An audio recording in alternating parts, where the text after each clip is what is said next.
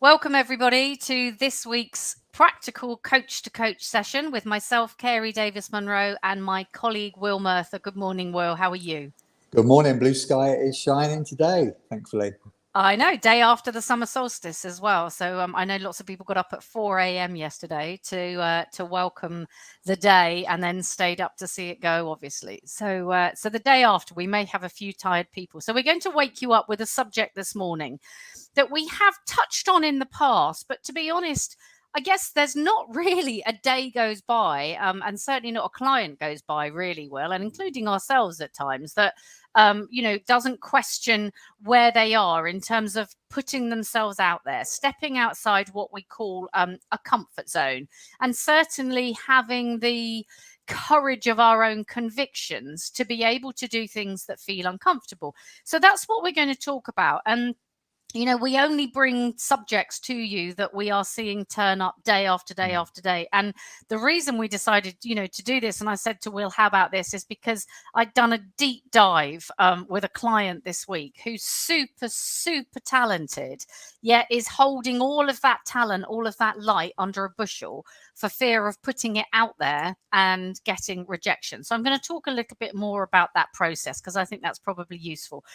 But as usual, what Will and I are going to do, we're going to break this down for you. So we're going to look at some definitions. We're going to look at, how this works out for us, how this feels, the benefits, the downside. And as usual, we're going to give you some tips. So let me jump in with this. The comfort zone is one of the greatest enemies of human potential.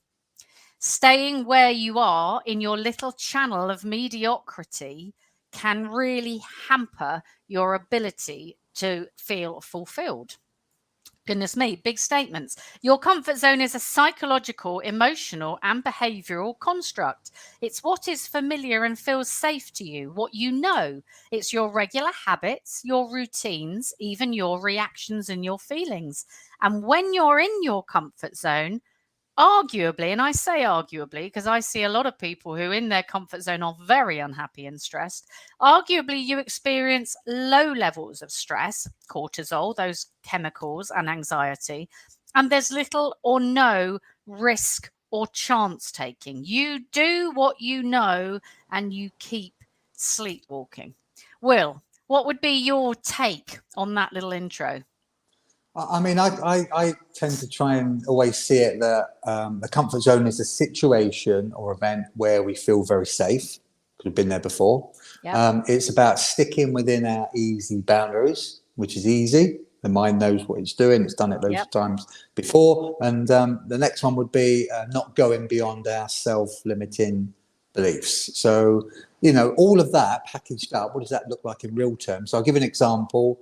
No matter, the types of people we coach, we talk about that regularly. And, we're coaching very high performing professionals that are super achievers all the time. Not all the time, but that's the majority of our clients. And, what amazes me, is the way the inner critic kicks in with this fear around going beyond comfort zone, regardless of who we are and what we've achieved before. And it's a natural thing. So to paint a picture, I had last week, a client that was going to do a live Instagram for the first time ever.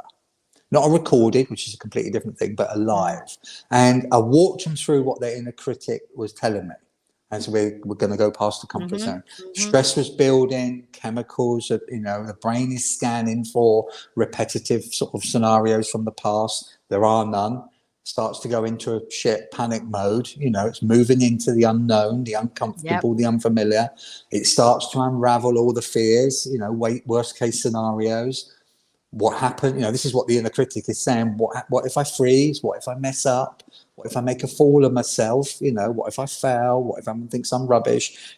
So we're basically under a mental and emotional attack inside if we're not controlling the leash. And we're also under a chemical attack. And what do I mean by that? A chemical attack is because you're having a massive cortisol levels and massive adrenaline is pumping in and other hormones into the body. And it's literally strangling you. That's why your voice can sometimes go when you're doing a live or something and you're panicking on stage or on a live on social media, because literally the hormones are strangling your your throat.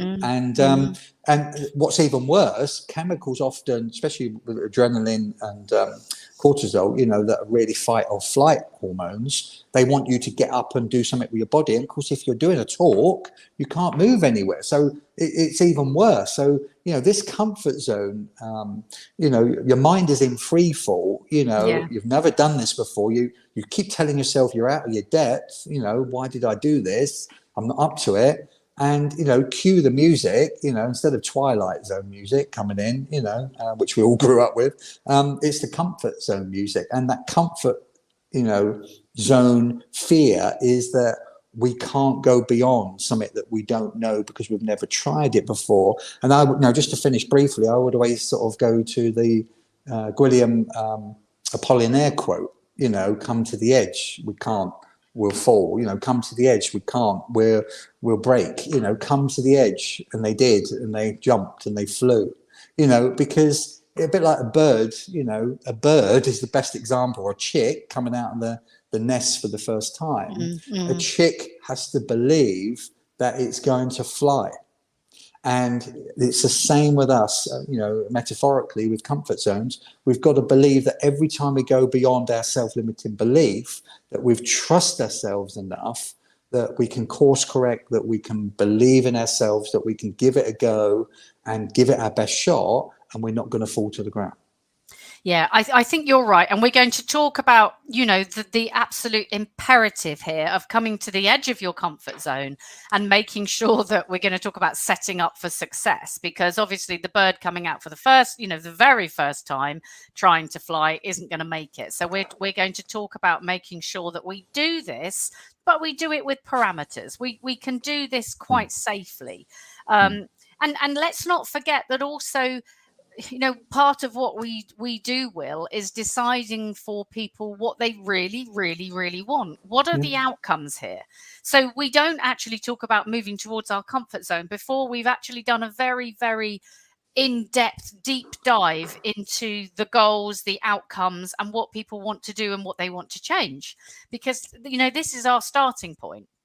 And if we want to grow towards our goals, then we absolutely have to be able to find the courage to get out of the things that we always do, because we keep doing what we always do. We get what we always got. So our ideal goals, dreams, outcomes very rarely reside in an area which is within our comfort. So we need this courage in order to be able to risk failure. And if I take you, we do coach leaders and high performing individuals, but I also coach a lot of mums. And I think that that's, really important. Working mums, lots of them, mums trying to juggle work and children. And I have a wonderful client who is an artist. She doesn't say that she's an artist because she doesn't even want to express the fact that she is. But she most definitely is, and is at the stage where she really needs to put her art out there. And she can't, Will, because, I get, the sorts of things. This is what came out this week. Embarrassed, foolish, awkward. How presumptive of me that I could put my art out there. Really, I feel worthless. I'm worried that it will come back and I won't feel valued. And I will be, people will just say, oh, look at you, you're overconfident. Now, this is what we get, don't we? When we see people who are really, really worried. And the alternative is, well, I really want to I want people to see it. But that fear is stopping us from putting ourselves out there as the real us. And alternatively, what I came back to there was to examine, well, actually, why am I really doing this? Where did this start? And where this started, Will, which it's quite sad in a way. Why do I actually like doing this? Well, it's satisfying. I know actually I do a good job. I'm really quite good at it. It's fun. The results make me feel like I've got a skill. It's relaxing. It puts me in touch with what really makes me happy. So we've got all these things of what doing the activity give you. And then you've got this tiny little part that might be, actually, well, what if I put it out there? So let's come back to the beauty of that. It's it's our focus and staying in the moment of what this could be, and really thinking about the dreams and the goals that pushing yourself can give you, Will, isn't it? I mean, dreams and goals are important along with courage, and that's why the work of Simon Sinek, Know Your Why, is one of the greatest ever, most watched TED Talks of all time. Probably going back over 10 years now, but what he basically talks about is know your why, which is your passion, your purpose, your meaning. When you really desire something, when you really want it, when you really crave for it, you've got to do two things. One is realize that, that will be the impetus to push you forward. But when you do know your why, you've got to tell yourself that, right, I have a comfort zone in front of me. Everything that I want is on the other side of that comfort zone. And if I want it, I've got to deploy courage. I've got to step outside of what I know, what I've experienced before, because I know that across that bridge, which goes over the comfort zone barrier, everything I ever want, my success, my dreams, desires, is all there. And if I don't go through the pain barrier, none of that is going to come to me. And I think what we need to realize is that the mind is an habitual pattern machine. It loves the familiar, it loves the known, it loves the safe, it loves the predictable, it loves the repetition. What it doesn't welcome or like is the scary, sudden, put you on the spot, uncertainty, unknown, unfamiliar.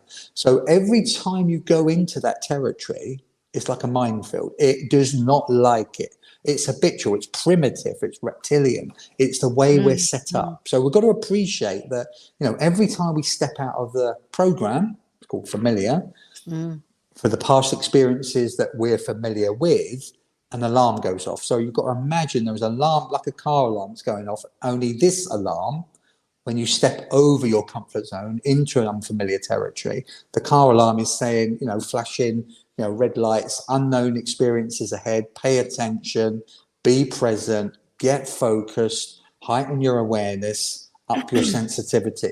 Now, the problem with this is that, of course, not only are you stepping into uncharted territory, uncharted waters for the first time, on top of that, you're now more acutely aware of what's going on inside of you, thoughts, feelings, chemical, physical. You're now more aware and sensitive to it because you're now in a heightened state.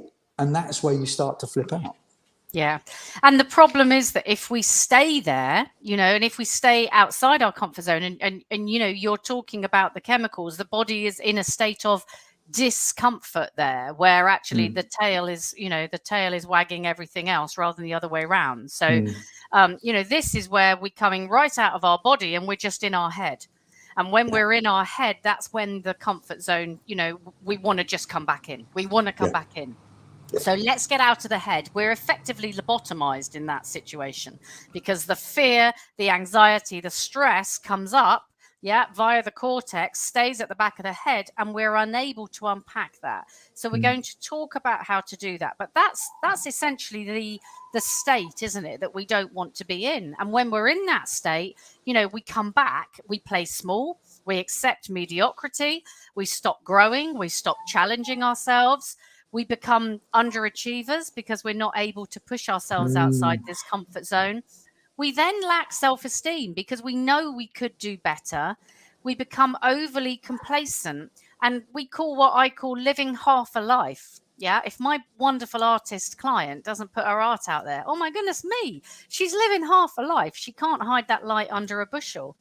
And then, conversely, the benefits obviously then, well, if we do put it out there, we've got growth, we've got opportunity, we've got change, we've actually got self-awareness, which is what we talked about last week, Will, and could talk about for hours, because we are learning and self-actualization. But we have got to know that to get there, we have to make mistakes. Yeah. We have to have the knockbacks. We have to have the self-growth along the way, which means, getting things wrong. And that is just a prerequisite for success and for the growth that we're going to get. Failures are just opportunities to move intelligently and begin again. And we have to have them and be able to put our body in that physical, that mental state to do that stuff that we fear more, expect no results, and then, keep trying. But we do have to get through that barrier, Will, and that's what we're going to talk about, aren't we? How to push ourselves through, but oh my goodness, not too far outside so that there's actually terror there. I mean, this is where I think I'm going to talk about now is about, this is the first part of what we can do, and then we're going to go on to some tips at the end. But I think for me, I was thinking about this morning, I usually divide it down into two. So number one is understanding and insight. The mind loves to know what's going on and why it's happening. That's the bottom line. Number two is we've got to prep for the inevitable and be ready and expect the pain and the trepidation and the fear that's going to come in. We can't run away from it. We've got to sit with it. And so let's start with number one, the understanding. So just think about this for a minute, Carrie. Everything that we've ever mastered in our life now that we just take for granted as a skill, as mastery, was once a time where we were going through a comfort zone breaking point event. So everything we just take for granted, at one time we were quite fearful about doing it. So think back to the first time you ever did a live on social media. Heart would have been going, all the things we talked about earlier, absolute panic. Now you just do it verbatim. It's part of your processing.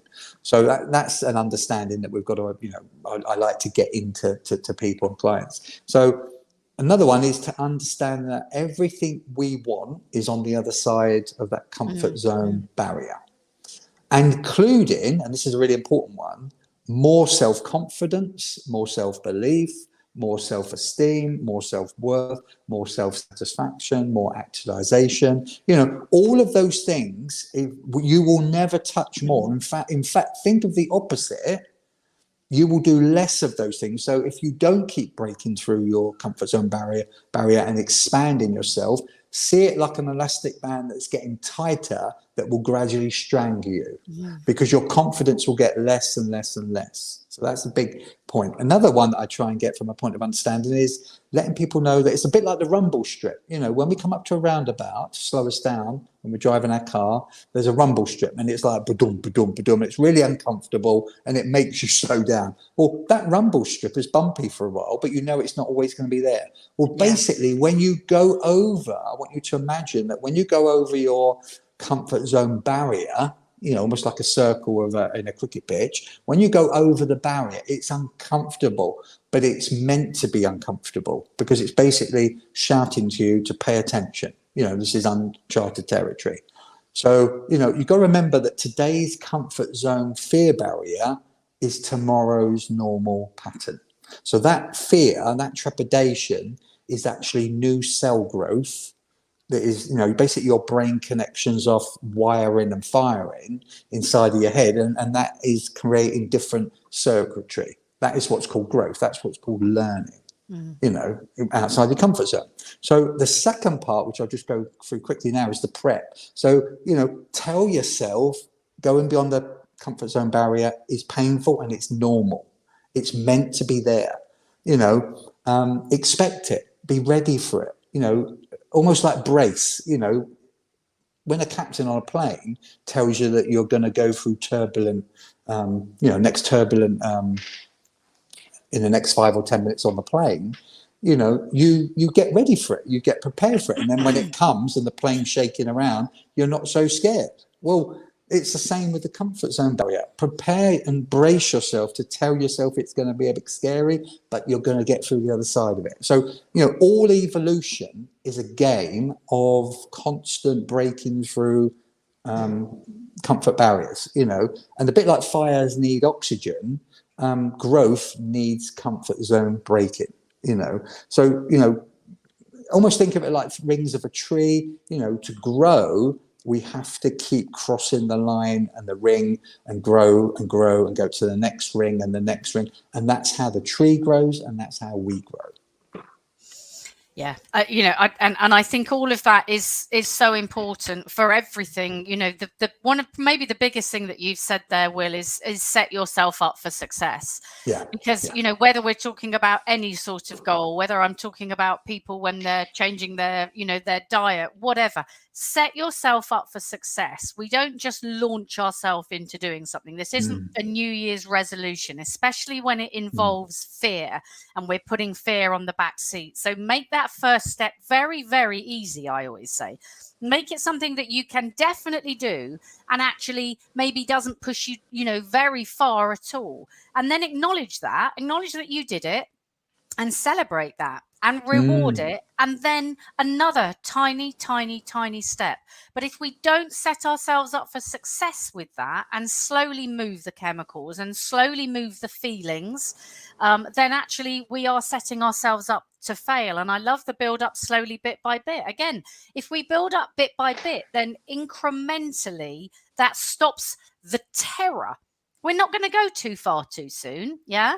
So I almost see this as, you're going to jump out the plane eventually, but I've been practicing. I've been doing my small jumps. I've been going to training. I've got my parachute. I know how my parachute opens. So we've been doing it bit by bit by bit. And here I love the, we all know the Mel Robbins things, 5, 4, 3, 2, 1. This is my parachute thing. I'm ready. I've done it. And then I come to my 5, 4, 3, 2, 1, go. And the reason that works is because 95% of our decisions are made based on feelings, not facts.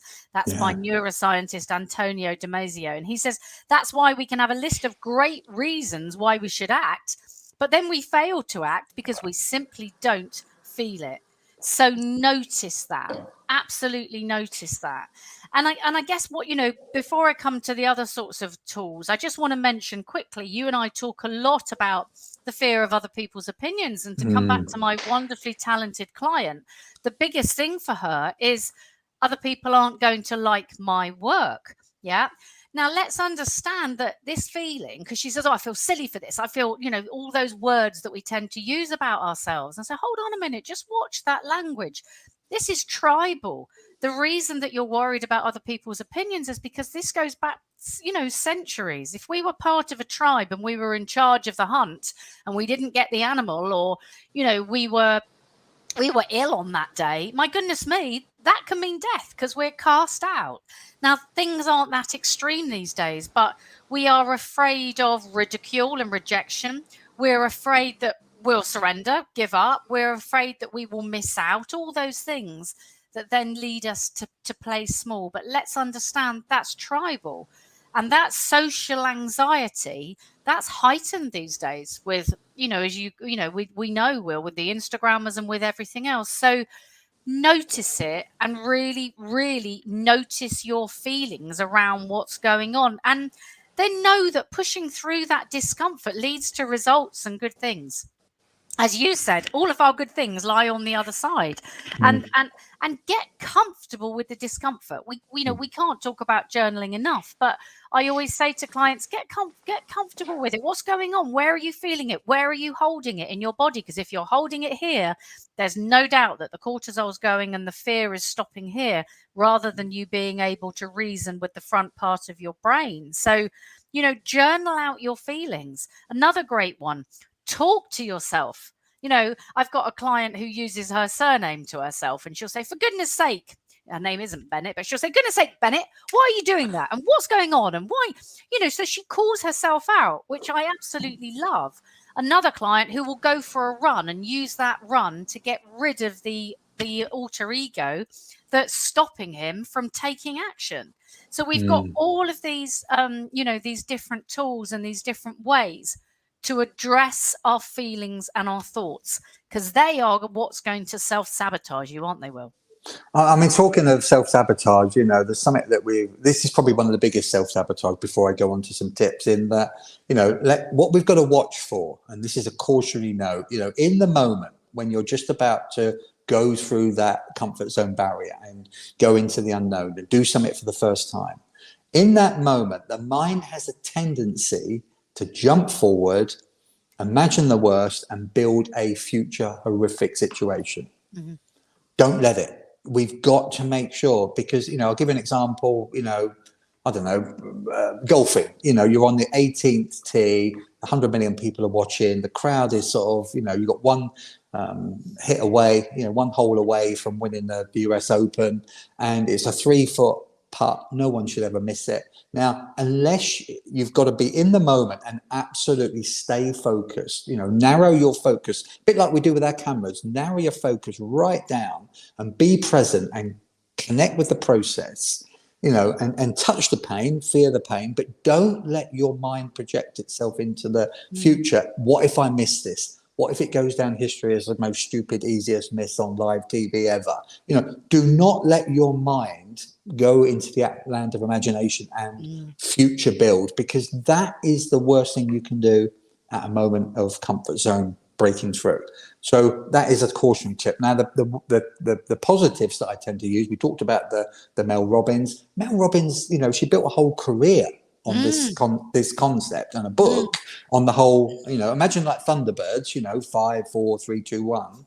What you do when you're going to do something for the first time, what you do is you count down in your head 5, 4, 3, 2, 1, and you tell yourself, you demand of yourself that you jump into pressing that red button on the live feed, having that courageous conversation where you open the first word. You make sure that before you go to number 1, you start the process.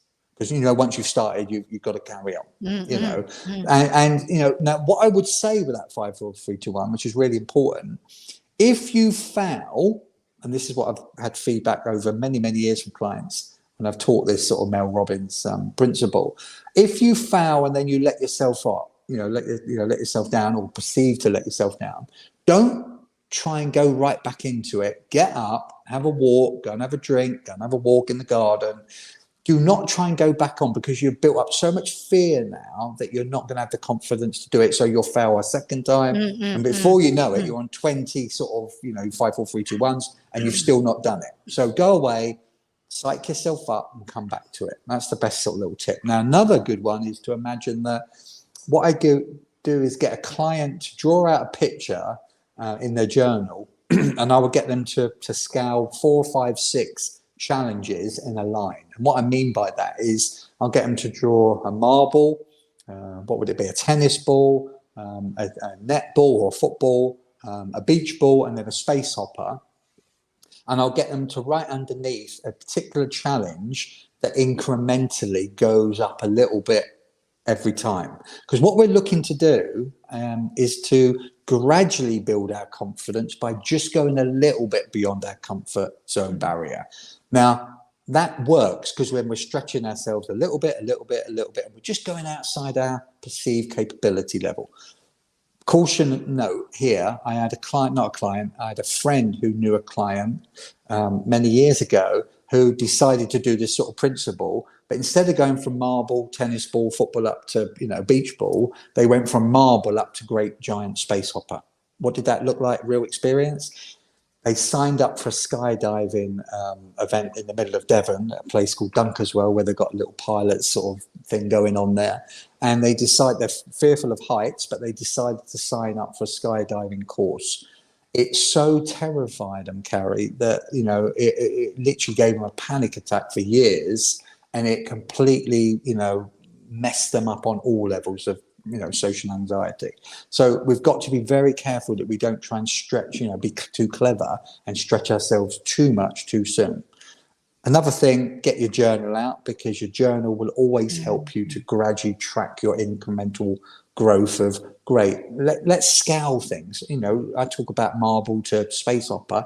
Why don't you scale the amount of times you're going to go beyond your comfort zone and put it on that one's an 8. Oh, that's a 9. Oh, that's a 9.5. Decide that you're going to incrementally, depending on what confidence you've got for that particular day, because we're not robots. Some days we're super confident, don't forget, and some days we're not so confident, and that's hormonal, that's emotional. So don't expect to just go through a robot where you can keep going up. Some days you will be able to really jump beyond your comfort zone and make massive leaps of confidence in things you've not done before. Other days, it might be just enough to hold your line. And that might be a success. I think that it's interesting when you've talked there about the example of, say we're talking, we've both talked about it in terms of jumping out of a plane. I think also you do have to know yourself quite well, because I would say I'm relatively good at pushing myself out my comfort zone, but I also know that I have a real thing with heights. I never want to jump out of a plane, and however much someone said to me, "Oh, we'll do it in this way," I know that's not for me, and I don't want to do that, and I will push myself in other ways. And I guess that comes to a point again, doesn't it, of self-awareness and knowing where you are, and questioning your thoughts and the need to do things. I don't have a goal the other side of that. Now, perhaps if it was going to give me something that I really, really, really wanted, then I would. But that's why it's important to understand what these things give us. So a little tip that I would add to the ones that you've already given, which are fantastic. I always say with clients, get yourself a little stick man, draw yourself a little stick man and draw a box around him. That's you inside your comfort zone. Now draw a second box around the outside of that box. Inside of that box is where you're going to move next. So what's that going to give you, and what might that be? So all of the options for what that's going to give you and what that might be. And then out of that, we get some actions. From there, we'll draw the next box, which is a bit like you with your beach ball and basketball. What lives here? What might be in this little box? And might we be able to jump 1, 2, or shall we stay here for now? Yeah. So that ensures that we've almost got we've got a life jacket on. We're never going to move too far, because actually we're moving slowly, and we are always within. It's a funny thing, isn't it, when we construct things like this? We're always within a boundary. When we're within a boundary, whether we're looking at it on a piece of paper, or we're visualizing it in our head, we feel safe. So that's another lovely tip to use with people. And just understand that your self-awareness that you're going to gain from the journaling, from asking yourself questions, maybe putting it out to other people. Again, that's a brave thing to do, but especially with this example that I'm talking about, putting your art out to 50 people and just saying, give me your thoughts. It's a brave thing to do, but we get a better sense of our self-awareness and where we can go with that. And then lastly, I would say, because I'm conscious of the time, Brian Tracy, he says, persist longer than anyone else. So even if it's tiny, tiny, tiny steps, which it can be with pushing yourself out your comfort zone, he says, if you refuse to quit, you must ultimately succeed. Oh, I mean, that's so true. And, just in a quick 20 seconds, just set yourself up every day to make sure that you set yourself up and prep yourself for the pain that comes with comfort zone breaking, and tell yourself every day, right, where can I stretch myself a little bit more today? Where can I get a little bit more scared? Where can I go a little bit more uncomfortable? Where can I step into more unfamiliar? You start making that a practice, a mindset practice, and you will gradually become like habitual, and you're just like brushing your teeth. You'll be doing it every day. Yeah, I love that. Along with your gratitude, what can go well today? What can I add that stretches me a little bit? It's a great thing just to add to the top of the journal. Well, we've been on over half an hour. We plan to do less, so we will finish here. Again, another topic that we could talk about forever, because we see it come up so much. We hope that's been helpful for you. As usual, please give us your feedback. Let us know your thoughts. What are you struggling with at the moment? What sent you way out your comfort zone? And how do you approach this? How has this landed with you? We have gone live on LinkedIn today. We'd love to hear from you on Facebook, and we've also gone live into YouTube. So we will be back next week with Coach to Coach and another topic that we hope resonates. Will, thank you so much for your input today. Fantastic gold, as usual. Lovely. See you next week, Carrie. Take care. Bye-bye, everybody.